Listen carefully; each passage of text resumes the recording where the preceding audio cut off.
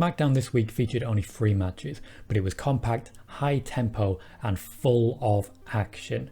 With news about Matt Riddle, the future of the Fiend and up, up, down, down, it is time for your SmackDown review. We opened with Roman Reigns and Paul Heyman coming down to the ring and dominating the ring in much the same way that Brock Lesnar used to.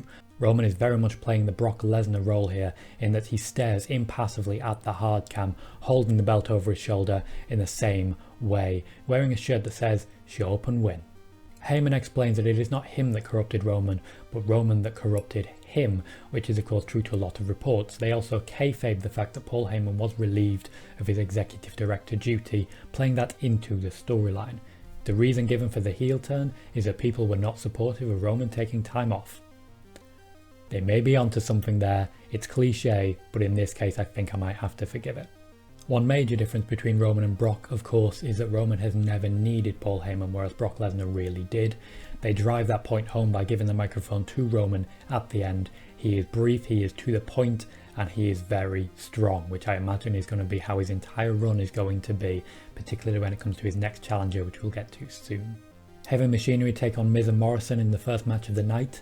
We are told this will have serious implications on the tag title scene, and given that Heavy Machinery win this one, I would very much like to see them chasing Cesaro and Nakamura shortly.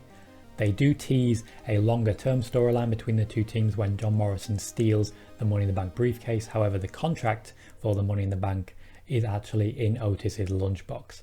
This might just be a bit of product placement to try and get more merch going for Otis. It may also be a suggestion because I've wanted for a while to see someone smart enough to take the contract out of the briefcase in case they, for example, lose it in a match of some sort. Big E, who was originally scheduled to be in a fatal 4-way to decide the #1 contender for the Universal Championship, is backstage with the Lucha House Party and Drew Gulak, a rare showing for Drew Gulak and outside of getting squashed by Braun Strowman at least. He has a little party going, he has a cake for Xavier Woods. He is called out to the parking lot where Xavier Woods has apparently arrived. Nobody accompanies him, which I have question marks about. He takes the cake, literally it takes the cake, and what happens is he gets attacked by Sheamus, the cake is destroyed, RIP cake, and he is dropped through the windscreen of a vehicle. Big E's written very, very succinctly out of the fatal 4-way to end the night.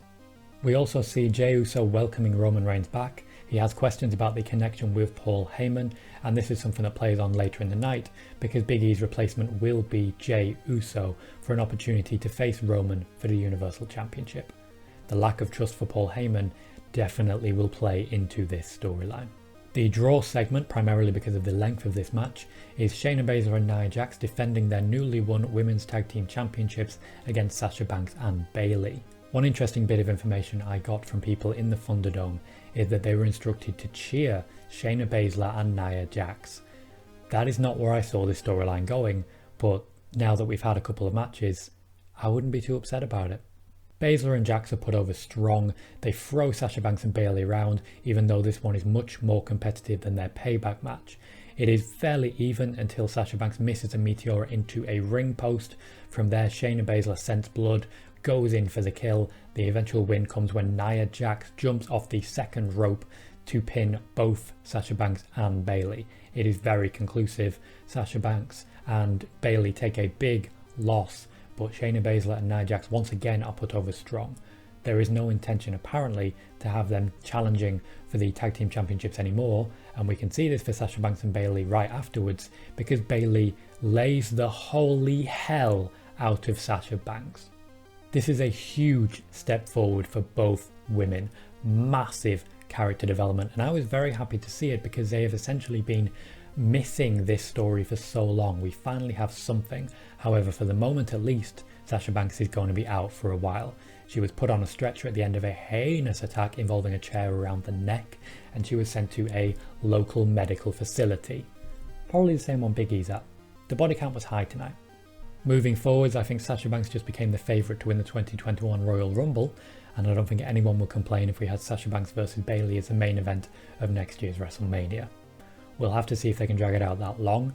I wouldn't mind seeing it in a cell either. After the commentary team somberly explains what has happened to Sasha Banks, Sami Zayn's music hits and the party begins. He comes down wanting to celebrate the fact that he's back, wanting to be introduced as the Intercontinental Champion. That doesn't happen and he is not happy about it. Jeff Hardy will come out to essentially state that he is the Intercontinental Champion. AJ Styles would then come out to say that he is the Intercontinental Champion. A fight breaks out which Sami Zayn emerges from victorious. If this is going into a triple threat at Clash of Champions, I'm going to be very, very happy. This is everything you want the Intercontinental Championship to provide. Also, I'm very happy with the fact that the WWE very succinctly told this story. We got all the beats we needed and then we moved on. It took all of about 5 minutes total. We get a brief video vignette which looks very much like Emelina 2.0.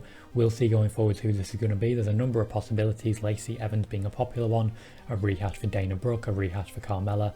There are a number of options. We'll see as things go forward, but hopefully we get it a bit sooner because actual Emelina did not work out. We have a brief appearance from the Fiend, introducing the fact that next week we will have a new friend in the Firefly Funhouse. Right after that we see Alexa Bliss attempting to make up with Nikki Cross. She is once again leaning even more clothing-wise towards Abby the Witch. The Fiend is not likely to challenge for the Universal Championship for a while. He is the end game goal for Roman Reigns. With this in mind, he will be playing a much larger part in what is going on right now with Alexa Bliss. That will be the storyline that he focuses on going forwards, as Alexa Bliss, who is entranced with the Fiend, tries to essentially take over. She's not that interested in Bray Wyatt, she's there for the Fiend. My immediate suspicion is that the friend in the Firefly Funhouse next week will not be Alexa Bliss. She will be attempting to recruit Nikki Cross, very similarly to how Anna Jay is attempting to recruit Dainara Conti. The main event for the night features Matt Riddle, Baron Corbin, Sheamus and Jey Uso, who is a replacement for Big E, competing in a fatal four-way to determine who will be the #1 contender and face Roman Reigns at Clash of Champions. This is a big deal for everyone involved. It's a high quality match, there's a lot of good reversals. Matt Riddle and Baron Corbin really have it down by now. There's a lot of teaming up between particular heels, for example Corbin and Sheamus, and there's good use of the Thunderdome with Corbin dumping Jey Uso over a load of the screens in order for Jey Uso to vanish until the finish. The finish very much is that Jey Uso, after reappearing from that, gets a frog splash on Matt Riddle and picks up the win. Jey Uso cuts a promo immediately afterwards because he will be facing Roman Reigns at Clash of Champions in a very, very big moment for him, and a really good use of him considering his tag team partner is injured. I think it's also very telling that Matt Riddle took the pin here. For someone who is initially supposed to be having a stab at the Intercontinental Championship, a likely winner of that title at SummerSlam, his fall has been pretty harsh. I am told that there is still every intention to have Matt Riddle become Intercontinental Champion sooner rather than later, but with Sami Zayn returning, we are likely to see Sami retain the championship leading into a feud with Matt Riddle. That is what has been suggested to me, but AJ Styles vs Riddle could still be revisited. My Twitter poll for this week's SmackDown has the highest positive percentage we have ever seen. A 58% great rating and a 36% good rating, meaning that all of the negatives account for about 7%. That is an incredibly high performing SmackDown, and they managed that by being compact, by not focusing too spread out, and ultimately by focusing only on a select bunch of top stars. The in-ring quality was good, even though there wasn't much variation to it because there were only 3 matches, but what they did well. There were no singles matches and people are still rating that this highly. There was major character development for a lot of different storylines, including the Intercontinental title division and the SmackDown Women's Championship division. We also even saw potential new challengers for the tag team titles. There was a lot that happened this week, and a lot of people got big moments, including real feel-good moments for Jey Uso and a real feel-bad moment for Bayley. This was a great SmackDown. As a final note, I did promise an update on Up Up Down Down. I know this isn't strictly speaking about SmackDown, so I may do a full video on this in the coming weeks. But yes, an edict was sent out to wrestling talent in the WWE stating to stop working with third parties. That includes potentially Up Up Down Down's YouTube channel, but at the moment, to my knowledge, Up Up Down Down is safe, and a number of Twitch channels are safe, but there are a lot of concerns about marketing deals, advertisements, and third-party deals like that. So there is a negotiation ongoing as to how Xavier Woods is using his YouTube channel. That is all I have for you this week. Tune in tomorrow, 10 PM UK time or 5 PM EST, for a live stream talking all the latest news in wrestling across the entirety of wrestling. And hopefully I will see you all there. I've been Tom Colahue, and I'd like to say thank you for joining me.